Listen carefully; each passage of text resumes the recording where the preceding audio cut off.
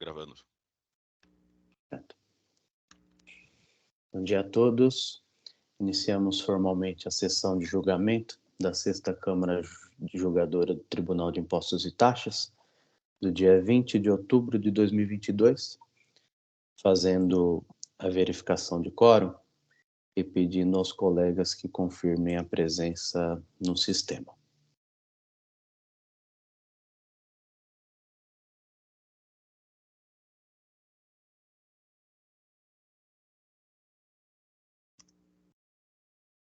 Eu, Ítalo Simonato, excepcionalmente eu conduzirei os trabalhos de hoje, também na composição da Câmara, Dr. João Marcelo de Oliveira, Dr. Vinícius Valentim e o Dr. Vicente Sapienza Filho, agradecendo de antemão o Dr. Vinícius e o Dr. Vicente pela gentileza de prestigiar a Câmara. Obrigado.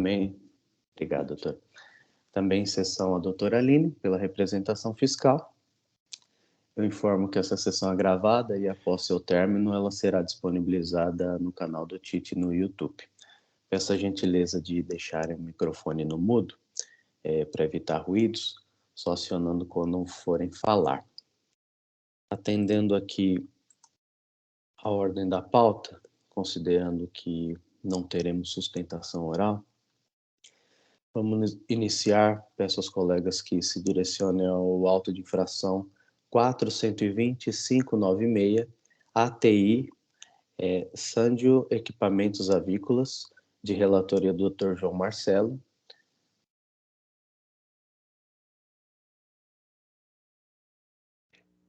Senhor presidente, o senhor poderia abrir o sistema lá para eu poder colocar o voto, por gentileza?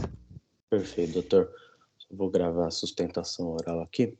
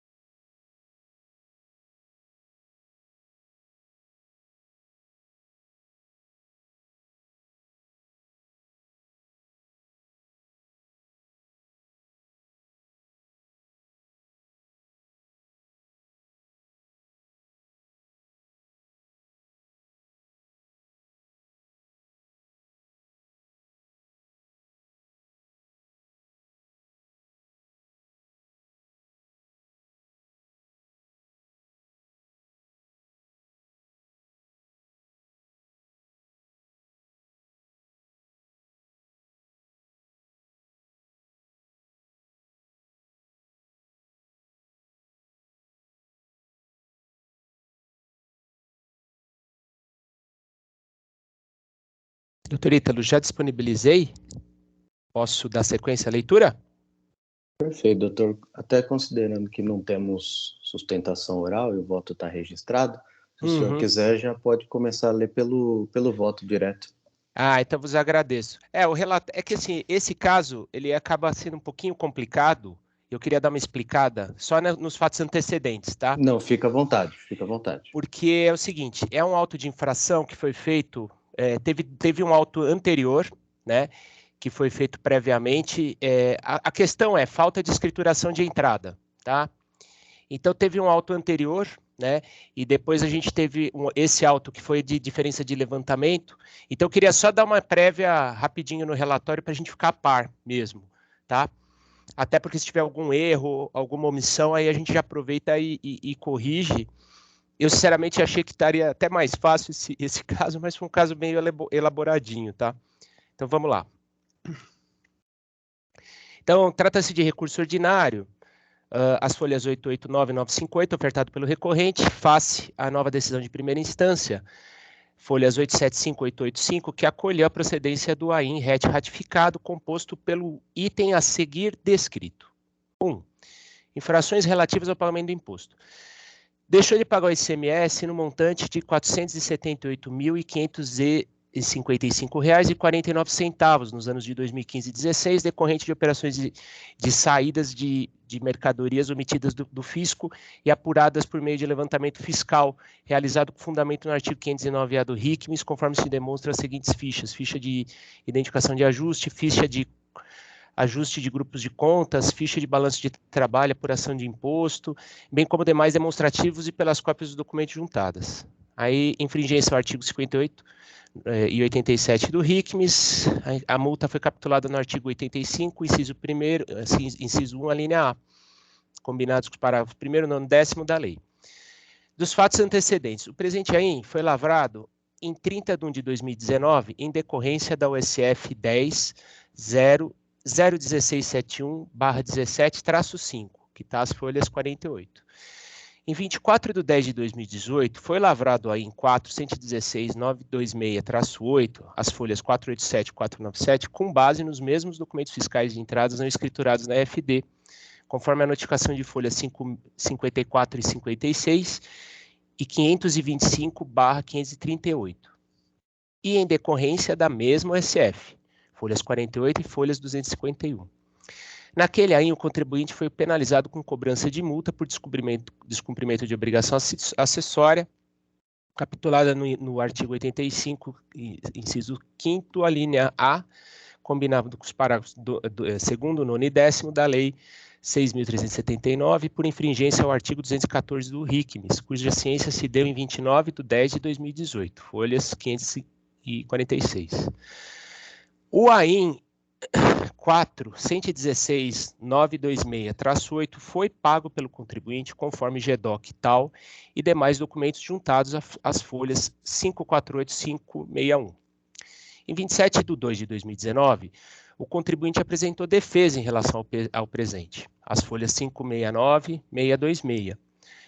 Na manifestação fiscal, folhas 627 e 628, o AFRE se manifestou afastando as argumentações do defendente, porém o autuante RET ratificou o AIN, diminuindo o valor da diferença apurada por meio de levantamento fiscal, excluindo 11 notas fiscais, em razão do fato de retratarem lançamentos de adiantamento, pagamentos, ainda no exercício de 2016.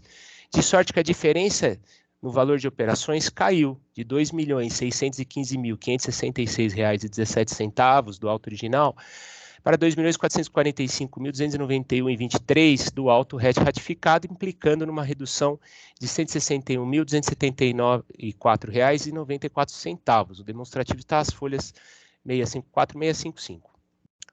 O órgão julgador de piso converteu o presente em diligência para que fosse feita a RET ratificação, nos termos propostos na manifestação fiscal, folhas 682.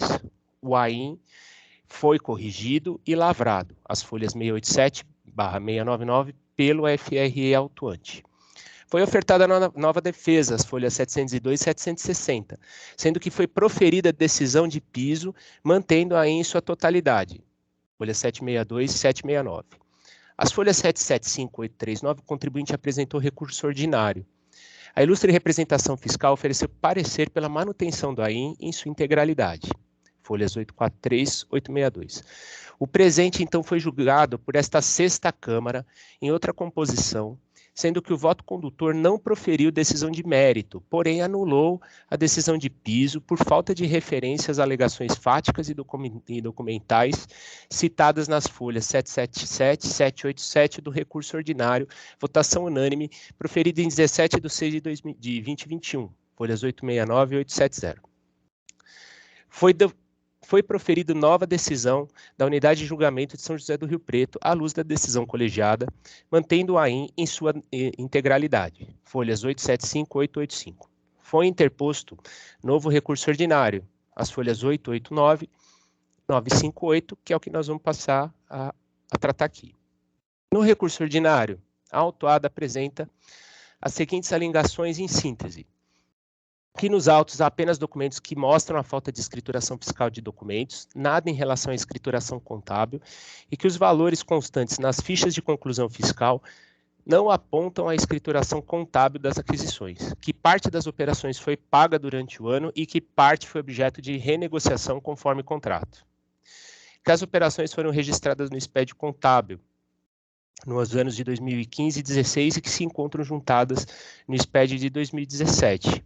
Que não caberia autuação por ser bis in idem, visto haver outro AIM 4.116.926-8, folhas 487 e 497, que reclamou a falta de escrituração no livro registro de entrada das mesmas notas fiscais, pedindo a consulção e absorção das penas. Que houve a escrituração de notas fiscais no livro diário, mencionando a nota fiscal 3817 de 14/12/2016, que teria sido lançada em 20 de 1 de 2016, quando do contrato de aquisição. Também que houve contrato de renegociação de dívida e pagamento anterior a 14/12/2016, o que corrobora que houve o devido desencaixe. Que para o ano de 2016 houve a comprovação de escrituração de 72 notas fiscais, conforme apontados na defesa, e que para o fornecedor Movimento Máquinas, no ano de 2015, foi lançado englobadamente no ano de 2016, listando quais seriam tais operações. Faz contrarrazão à manifestação fiscal, em especial aos argumentos referentes às operações mencionadas acima, para afirmar que seriam descabidas as conclusões, com particular ênfase ao contrato de renegociação da dívida. Que houve inobservância do princípio da não cumulatividade, pois se houve operações não escrituradas, caberia inicialmente apurar e abater os créditos que tinha direito nas aquisições, mencionando a legislação que dá suporte ao crédito de ICMS. Apontando como exemplo a mesma operação da nota 3817, que as multas deveriam ser reduzidas por serem abusivas, confiscatórias, que a atualização do valor básico da multa é ilegal e que a posição judicial e mesmo do TIT nesse sentido. A recorrente não formulou pedido de sustentação oral de suas razões e pede o provimento do apelo. A seu turno, em contrarrazões, folhas 962 e 980, a ilustre representação fiscal pugna pelo desprovimento do recurso ordinário. Não havendo outros requerimentos, dou por fim do relatório, passo a decisão. Voto. O auto de infração trata de acusação de falta de pagamento do imposto de ICMS decorrente de apuração por meio de levantamento fiscal em virtude da constatação de omissão de escrituração de notas fiscais de entradas. Os fatos geradores reportam-se ao período de janeiro de 15 a dezembro de 16. Questão preliminar. Preliminarmente, quanto à nova decisão de piso de folhas 875 e 885, verificamos que ela não padece de falta de referência às alegações fáticas e documentais, conforme aquelas da decisão proferida em 17/6/2021, folhas 869 e 870, de forma que iremos passar às questões de mérito. Questões de mérito. Alega inicialmente a recorrente que nos autos há apenas documentos que mostram a falta de escrituração fiscal de ficou ruim, hein? A falta de escrituração fiscal de documento, nada em relação à escrituração contábil, e que os valores constantes nas fichas de conclusão fiscal não apontam a escrituração contábil das aquisições, que parte das operações foi paga durante o ano e que parte foi objeto de renegociação, conforme o contrato. Verificamos, contudo, que não lhe assiste razão. Isso porque os documentos e fichas de conclusões fiscais apresentadas são calcadas nos valores obtidos da escrita fiscal do contribuinte, da escrita contábil do contribuinte. Tais fichas permitem a identificação do real movimento tributável e das diferenças resultantes do confronto entre as informações prestadas pela recorrente, extraídas do balanço patrimonial, demonstração dos resultados do exercício, livros contábeis e os valores apurados pelo fisco a partir dos registros fiscais. O levantamento fiscal busca verificar se, para as aplicações do período, a recorrente possuía recursos suficientes declarados, ou seja, se não há constatação de ingresso de recursos não declarados, o que configura a receita tributável omitida. Portanto, a diferença apurada no período constitui prova indiciária de omissões de receitas. Ademais disso, o parágrafo 3º do artigo 509 do RICMS 2000 prevê que a diferença apurada por meio de levantamento fiscal será considerada como decorrente de operação ou prestação tributada. A presunção juris tantum, na qual se baseia a lavratura de autos de infração decorrentes de diferença de levantamento, também chamada de presunção legal condicional ou relativa, é o ato ou fato que se considera com verdade enquanto não a prova em contrário. A presunção relativa beneficia quem possui, cabendo à parte contrária fazer a prova a qualquer tempo de que ela é descabida. Ocorre assim a inversão do ônus da prova. Nessa esteira, funcionando os autos, verificamos que a presunção de pagamento de imóveis e utensílios, máquinas e equipamentos e matérias-primas com recursos não contabilizados, folhas 262 e 268. Em sua defesa, alega a recorrente que as notas fiscais deveriam estar, ou melhor, que deveriam estar lançadas na contabilidade.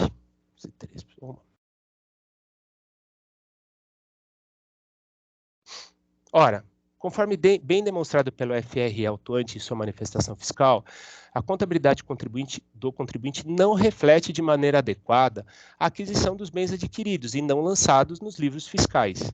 Frise-se, o livro correto para a escrituração de entrada é o livro registro de entrada, atualmente feito de forma eletrônica via EFD, sendo certo que operações lá não registradas implicam na contabilidade da empresa como um todo.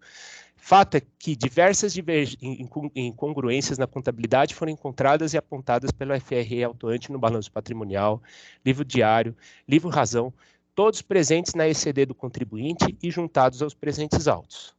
Dada a oportunidade para o contribuinte apresentar o registro do pagamento das operações a partir de sua contabilidade, ou seja, do caixa gerado pela empresa, ou conforme os princípios contábeis geralmente aceitos, foi apresentada a planilha de folhas 610 e 612.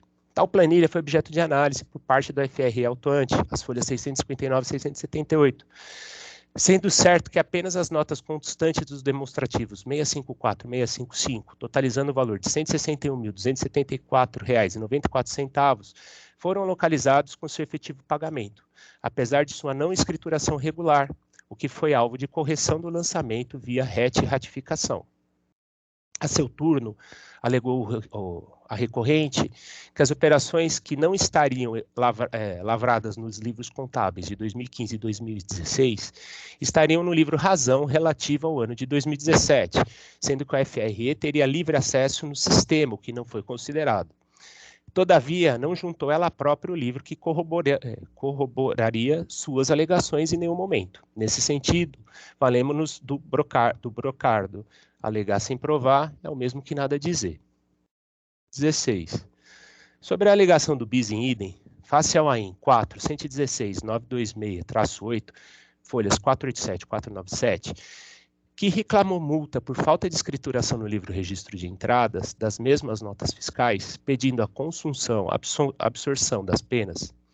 Apesar da manifestação da ilustre representação fiscal, temos que o princípio da absorção, adotado do direito penal, tem sido utilizado por esse egrégio tribunal em casos como os do AIN 4, 120, 189-0 e do AIN 4, 028, 301-0, reconhecendo-se o fato de que, por se tratar de infrações simultâneas decorrentes da mesma conduta, é imperioso que a acusação mais grave, ou seja, aquela cujo valor jurídico tutelado se mostra de maior relevância, como é o caso do creditamento indevido do ICMS, absorva a acusação menos grave.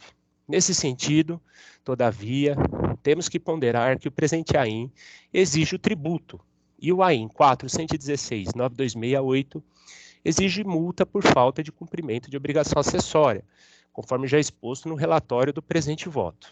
Incontestável, a nosso sentir, que o presente AIN representa a conduta mais gravosa e que deveria absorver a multa menos gravosa exigida no AIN 416-9268. Todavia, temos que o próprio contribuinte achou por bem pagar o AIN 416-9268 de valor inferior, confessando a infração e o débito. A situação intestina, ao nosso sentir, inviabiliza a aplicação do princípio da absorção no presente caso, pois a infração do presente absorveria a do AIN 416-9268 e não o inverso. Afastamos, então, a alegação do bis in idem ofertada pela recorrente pela própria conduta por ela perpetrada. Sobre a alegação de que houve escrituração de 72 notas fiscais no livro diário, mesmo que englobadamente, E a menção, a nota 3817 de 14/12/16, que teria sido lançada em 20/1/16, quando do contrato de aquisição, e que também houve contrato de renegociação da dívida e pagamento anterior a 14/12/16, o que corrobora que houve desencaixe. Repisamos que o livro correto para o registro das operações de entrada não é o livro diário, e sim o livro registro de entradas. A mera apresentação de lançamentos e contratos, sem que se demonstre que os recursos vieram da contabilidade regular da empresa, são imprestáveis a fazer prova a favor da recorrente. Nesse sentido, conforme já exposto, o lançamento exordial foi revisto para remover 11 operações inicialmente autuadas, sendo que foram localizados efetivos pagamentos na contabilidade da empresa. Sobre a alegação do descabimento das conclusões, com particular ênfase ao contrato de renegociação da dívida, reforçamos que a mera apresentação de lançamentos em contratos, sem que se demonstre que os recursos vieram da contabilidade regular da empresa, são imprestáveis a fazer prova a favor da recorrente. Quanto à alegação que no cálculo do montante do tributo devido, o fisco deveria ter descontado do débito do imposto, o crédito apurado conforme o princípio constitucional da não cumulatividade, verificamos que mais uma vez não cabe razão à recorrente, vez que não compete ao fisco refazer a escrita fiscal ou contábil da autuada, vez que o lançamento do imposto nos documentos de livros fiscais é atividade de exclusiva responsabilidade do contribuinte, Lei 6.374/89, artigo 35, sendo certo que a função do fisco é verificar a regularidade dos lançamentos efetuados pelo contribuinte e punir as infrações verificadas, conforme determina o artigo 534 do RICM 00, o que aconteceu no caso em Testilha. Questões subsidiárias. No que se refere à alegação de que o total de multas aplicadas teria efeito confiscatório, lembramos que, sim, constitucional ou confiscatória, cabe ao auditor da Receita Estadual atuante aplicar a lei e não compete a esse egrégio tribunal essa análise na forma da Lei 13.457/2009, que veda o referido exame. Quanto à alegação de que a atualização da base de cálculo da multa seria ilegal, tem-se que o Tribunal de Impostos e Taxas definiu ser legítima a atualização do valor básico da multa, conforme a súmula 13/2018 desse egrégio tribunal, que não vou ler por ser de conhecimento. Por fim, merece guarido o argumento de que a taxa de juros não poderia ser superior à taxa Selic. Isso porque tal discussão é resolvida pela súmula 10 de 2017, sendo certo que a última revisão dessa súmula, ocorrida em 9/6 de 22, que limita a aplicação dos juros aos patamares da taxa Selic, se aplica ao presente caso, para os itens que ocorreram antes de 1/11 de 17, porque a partir dessa data a FESP já aplica ao débito tributário a taxa Selic fixada pela Lei Paulista. Dispositivo. Ante o exposto, conheço do recurso ordinário e dou-lhe parcial provimento, reformando-se a decisão de primeira instância administrativa para limitar os recursos aplicados à taxa Selic nos termos da súmula 10 de 2017 do TIT, recentemente revisada. Feita a leitura, senhor presidente. Obrigado, doutor. Eu imagino que o senhor queira fazer edição. Eu até habilitei aí. Quero sim. Tem dois erros de português ali. Eu até aproveito para, no parágrafo 19, tá. Tem uma data lá de lançamento da nota, eu acho que é 2017. Tá. 20/1 de 2017, provavelmente. Está lá 2016. Uhum. Eu não sei se ficou claro para todos os membros da Câmara o problema, né? A questão toda é o seguinte, está bem demonstrado. Primeiro assim, né? Esse auto é um pouco complicado, que o pessoal usou a contabilidade para tentar demonstrar a diferença de levantamento, que eu acho que é desnecessário até, muitas vezes, sabe? Mas, enfim, complica o meio de campo, mas é bom, porque a gente aprende, né? Agora, a grande questão que eu vejo, né, nisso aí, assim, não basta eu mencionar que eu paguei algumas notas no livro Razão, ou no diário, ou apresentar um contrato. Por quê? Porque fato é que quando eu não lanço no livro fiscal correto, eu não reflito na contabilidade, né? E quando eu não faço isso foi bem demonstrado, né? E quando eu não faço essa demonstração, essa retirada, conforme, né, no livro diário, depois no livro Razão, que se baseou no livro fiscal, então, eu pagar parcialmente um ou outro item e incluir isso no Razão não é suficiente, entendeu? Não é um livro próprio e não demonstrou a saída do recurso. Sendo que, em 11 casos, o AFR conseguiu demonstrar que houve a saída dos recursos, embora não tivesse sido lavrado no item fiscal, e ele removeu. Tá?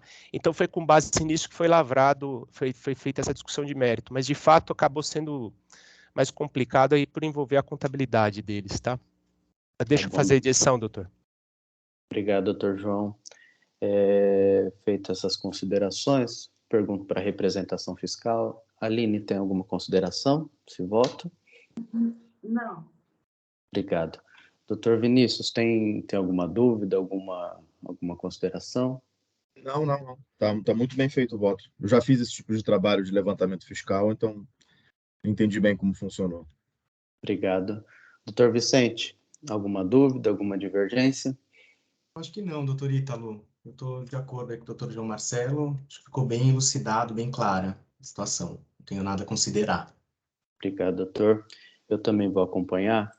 O voto, de fato, está muito claro, muito bem redigido, muito bem elaborado, fundamentado, inclusive com relação à questão do bis idem, né? Não é essa a infração que poderia ser absorvida se o caso, e nem seria o caso, afinal de contas, foram feitos através de autos de infrações diferentes, né? Então a gente não conseguiria se reportar a outra acusação.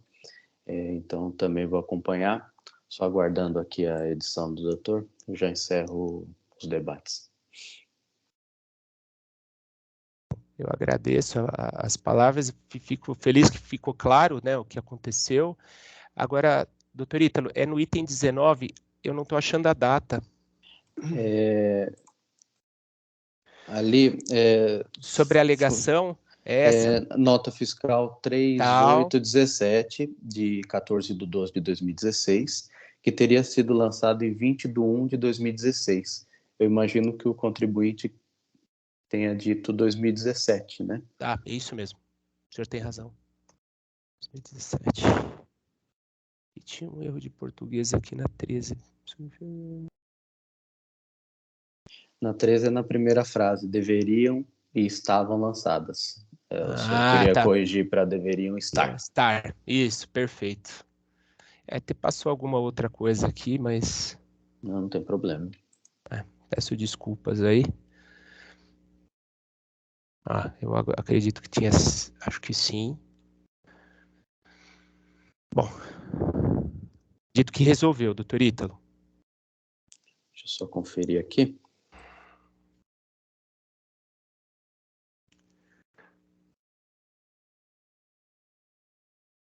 Vou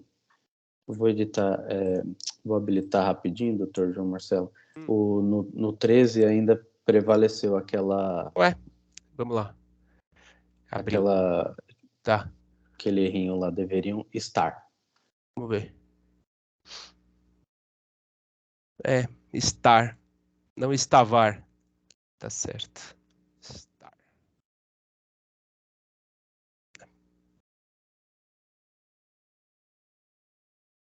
Agora acho que sim.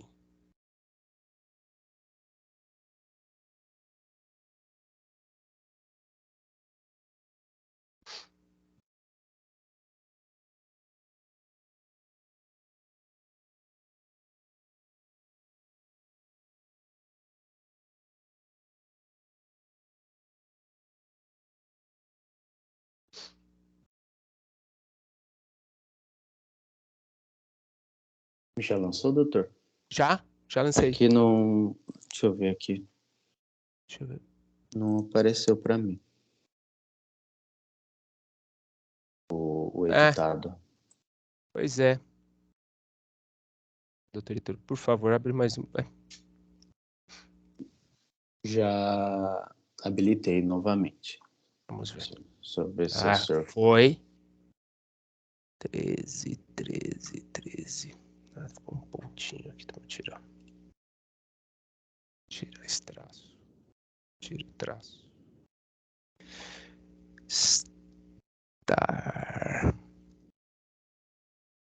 Estar lançados em contabilidade. Bom, agora foi. Vou assinar. Salvar e fechar. Não há conhecido registrado. Vamos ver. Acho que foi. Deixa eu olhar. 13. Agora sim, perfeito. Foi. Obrigado. Eu encerro os debates e faço a verificação do quórum.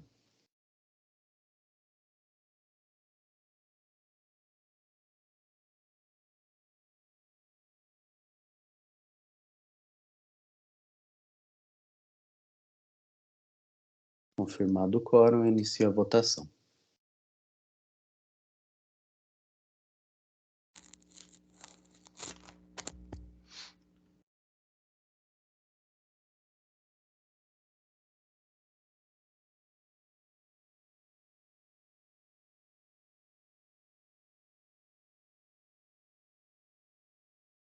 Encerro a votação.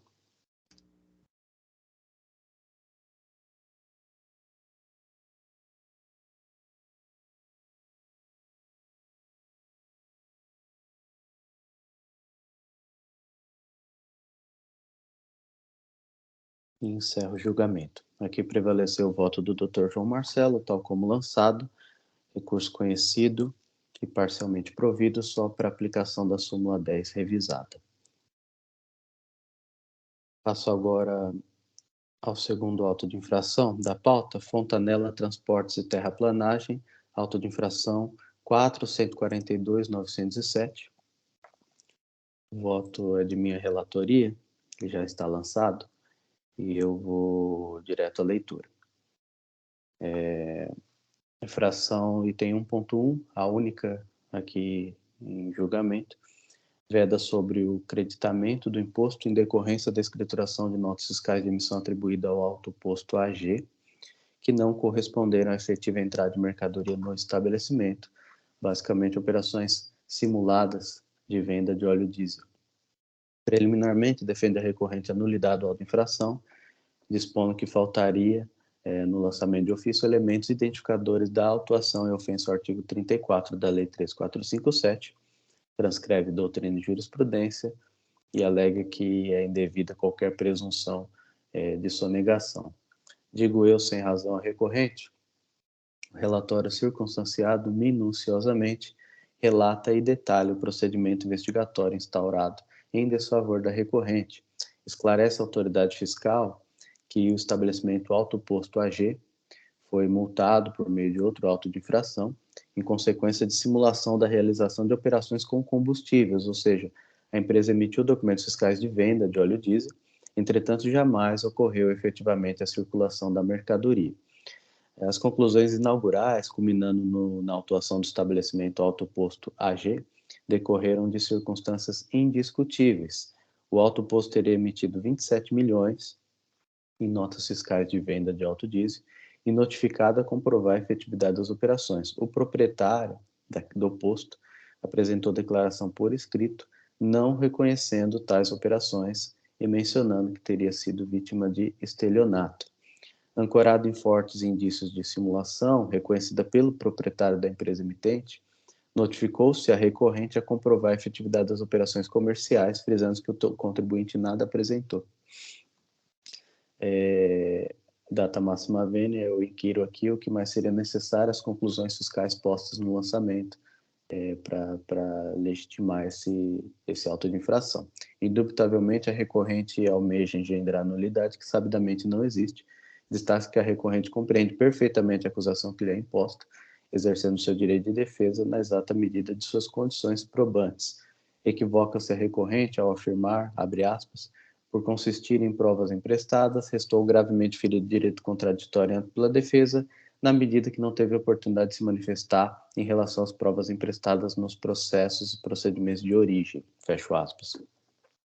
Digo eu que os fatos narrados, os documentos juntados relativos à autuação lavrada em face do autoposto AG, prestam-se ao contexto inaugural do procedimento fiscal instaurado contra a recorrente, mas, ao final e ao cabo, o que importa a acusação fiscal, independente dos indícios incipientes, são os elementos fático-probatórios surgidos, ou que deveriam ter surgido com a notificação da recorrente a comprovar documentalmente a efetividade das operações comerciais.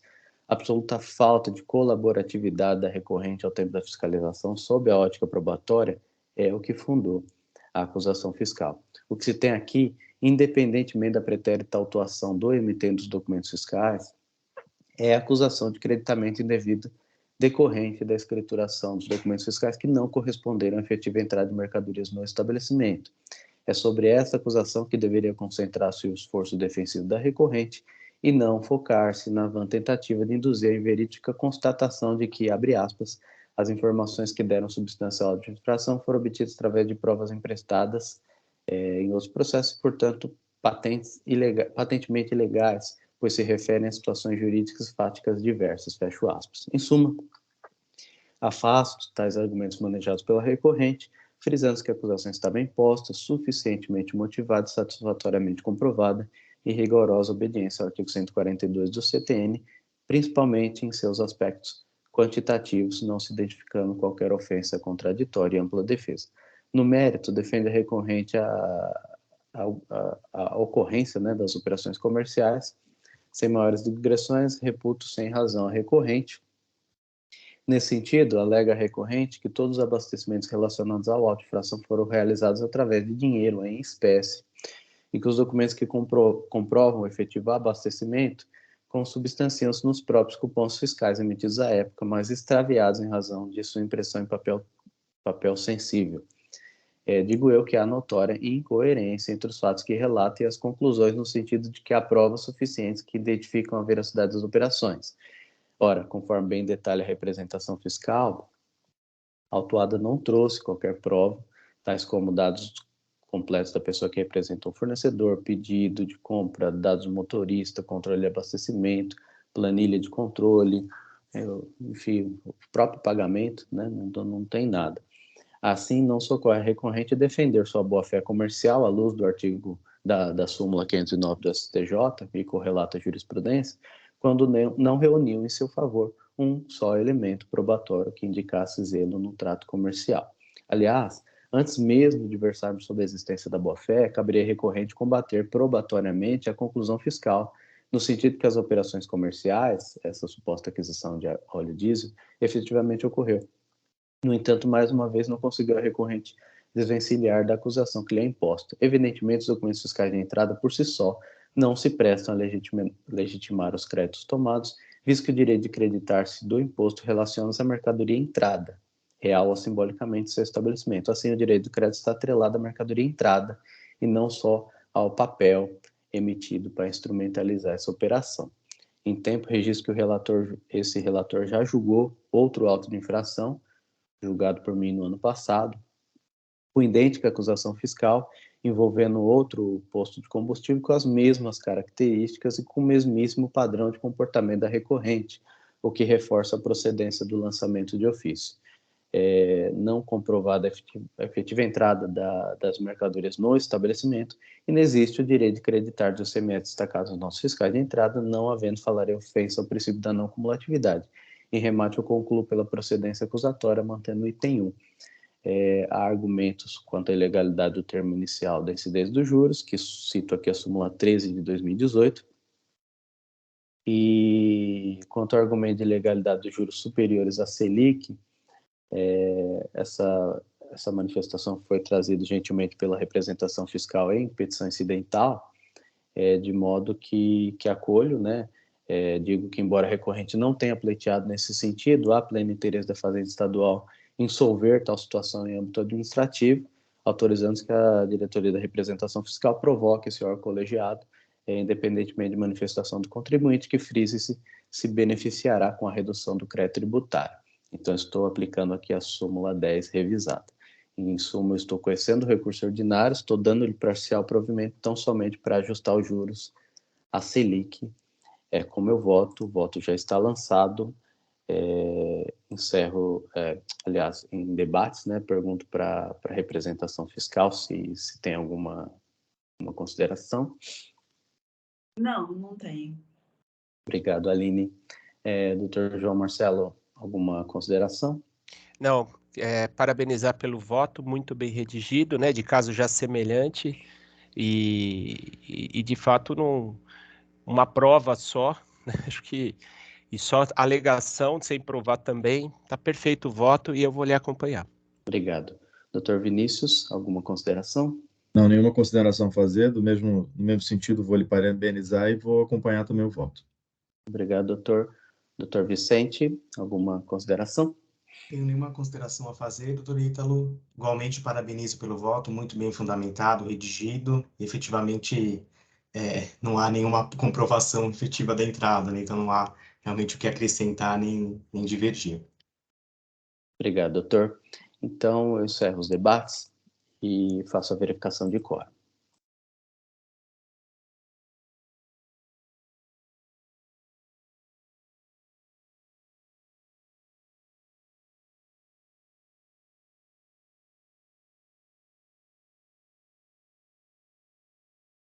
Em votação.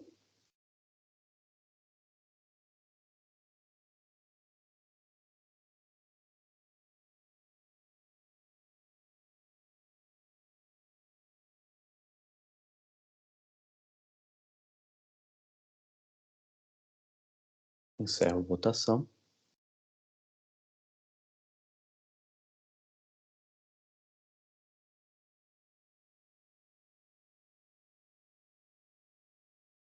Encerro o julgamento. Aqui prevalecendo o voto de relatoria, que conheceu e parcialmente proveu o recurso ordinário, tão somente para ajustar os juros à Selic. Último processo da pauta. Celial, Indústria, Comércio, Importação e Exportação de Alimentos, auto de infração 4.143.226. De minha relatoria, não havendo sustentação oral, eu vou passar direto ao voto. O voto já está lançado, acessível. A infração do item 1.1, a única aqui em julgamento, versa sobre creditamento indevido. Aliás, são duas as infrações, desculpa. A infração do item 1, ela versa sobre creditamento indevido, em decorrência da escrituração de notas fiscais referentes à aquisição de energia elétrica não utilizadas na atividade produtiva do período, frisando o relato infracional que, de acordo com o laudo técnico apresentado pela empresa, em atendimento à notificação, a aquisição de energia elétrica descrita nas notas fiscais especificadas no demonstrativo refere-se exclusivamente à alimentação de uma câmara fria ligada à produção, porém, dentro do período 2018 e 2019, não se fez necessária a utilização e, conforme registrador, não existe o consumo naquele departamento.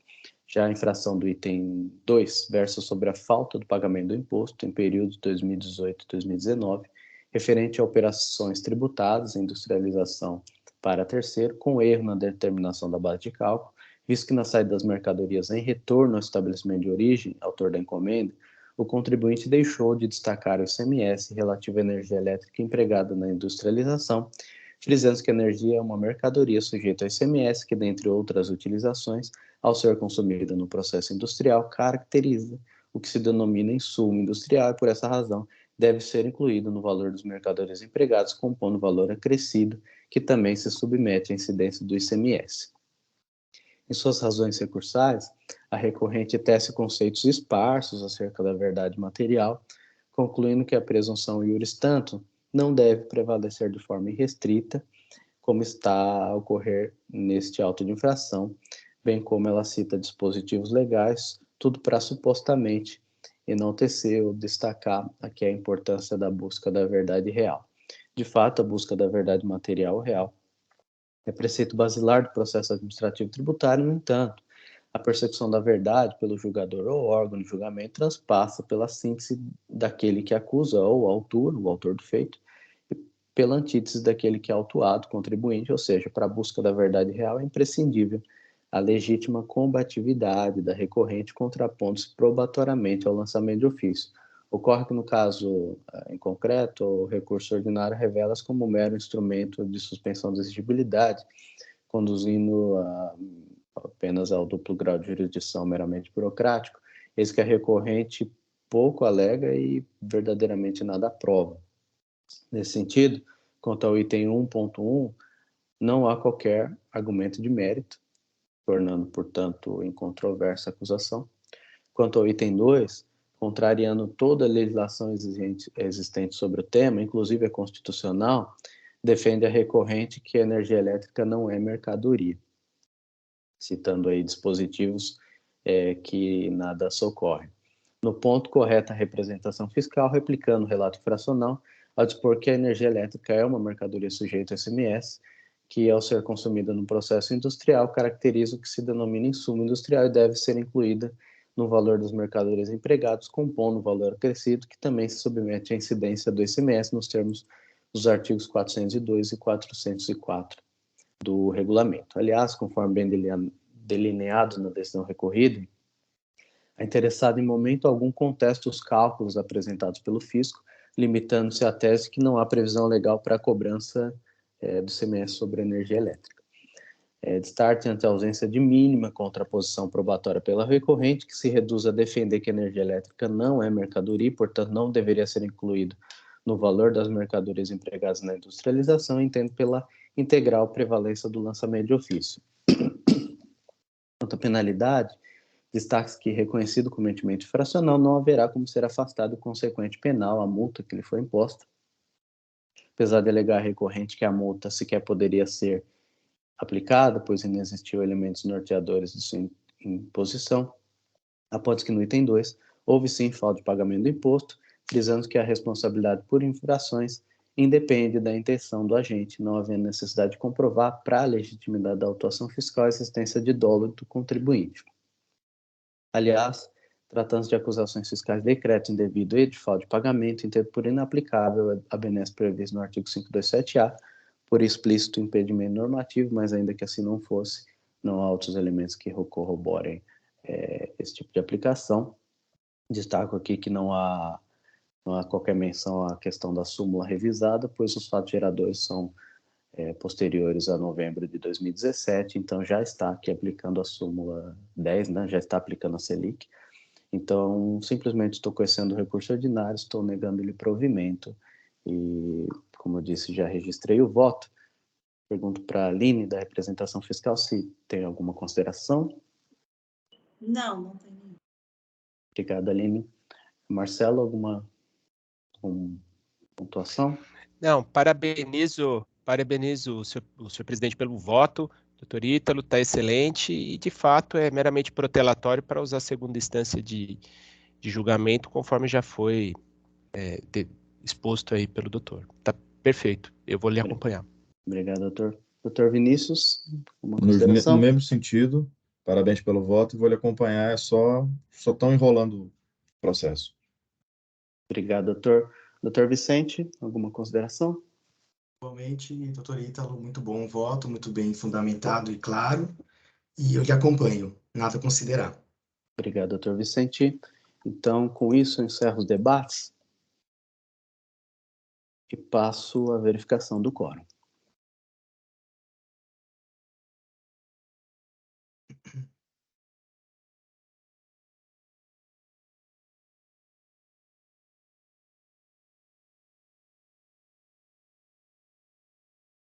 Início de votação.